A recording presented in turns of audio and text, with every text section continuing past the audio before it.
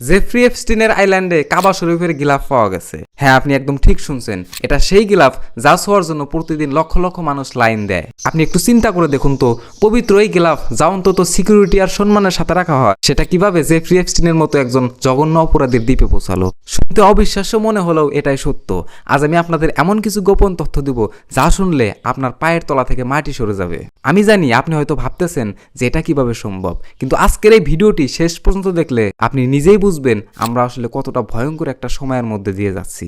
আজিয়া মন্তানির সেই ইমেলটার কথা কি আপনার মনে আছে? সেখানে পরিষ্কারভাবে বলা হয়েছে যে এই গিলাফের মধ্যে নাকি 10 মিলিয়ন মানুষের স্পর্শ সাপ রয়েছে। কিন্তু কেন একটা পবিত্র জিনিসকে এমন নোংরা জায়গায় নেওয়া হলো? আমি আপনাদের সহজ করে বুঝিয়ে বলি, একটু মন দিয়ে শুনুন। আমরা জানি যে ব্ল্যাক ম্যাজিক বা কালো জাদু করতে গেলে এই শয়তানের উপাসকরা পবিত্র জিনিসগুলোকে ব্যবহার করে। জেফ্রি এপস্টিন আসলে সেই সুযোগটাই করে দিত তাদেরকে। সেখানে বড় বড় ক্ষমতাশালী মানুষরা আসতো, ছোট ছোট বাচ্চাদের উপর অত্যাচার চলতো, আর তারা শয়তানের কাছে নিজেদের আত্মা বা সোল বিক্রি করে দিত। কেন জানেন? শুধু ক্ষমতা আর টাকার লোভে। আপনি কি বিশ্বাস করতে পারেন মানুষ কতটা নিচে নামতে পারে? এখন আপনি প্রশ্ন করতে পারেন এই সবকিছুর পেছনে আসলে কারা আছে। আমি আপনাদের বলতেছি, সেই নামটা হলো রথচাইল্ড ফ্যামিলি। সালটা ছিল 1760।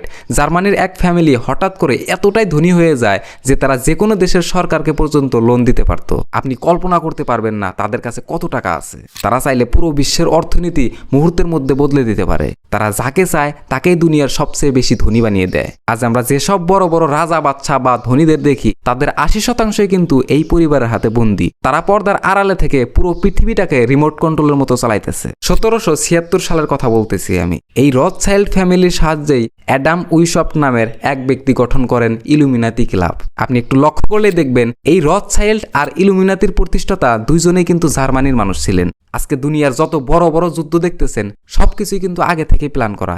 এই যে অ্যান্টার্কটিকার কথা শুনছেন, আপনি কি জানেন ওখানে কেন আমাদের মতো সাধারণ মানুষকে যেতে দেওয়া হয় না? ওটা শুধু বরফের দেশ হওয়ার কথা ছিল, তাই না?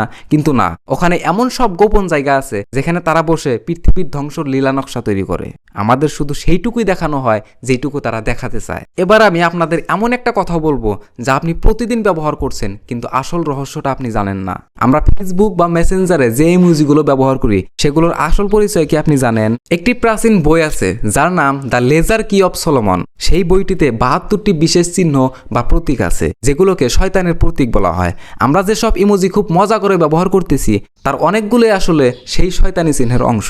তারা 1776 সাল থেকেই এই প্রোগ্রাম শুরু করছে যাতে আমাদের অবচেতন মনকে তারা নিয়ন্ত্রণ করতে পারে। বন্ধুরা, আমি আপনাদের এসব ভয় দেখানোর জন্য বলতেছি না, আমি চাই আপনারা সচেতন হন। তারা আসলে কার জন্য এই রাস্তা তৈরি করতেছে জানেন?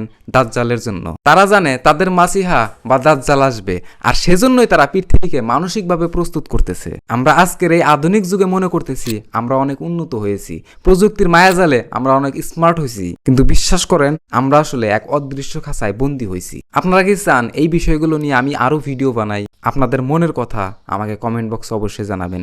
ভিডিওটি শেয়ার করে আপনার আপনজনদেরও এই সত্যগুলো জানার সুযোগ করে দিন, কারণ আপনি আজ যদি সচেতন না হন তবে কাল হয়তো অনেক দেরি হয়ে যাবে। সাবধানে থাকবেন। আল্লাহ পাক আমাদের সবাইকে হেফাজত করুন। দেখা হবে পরের ভিডিওতে। ধন্যবাদ।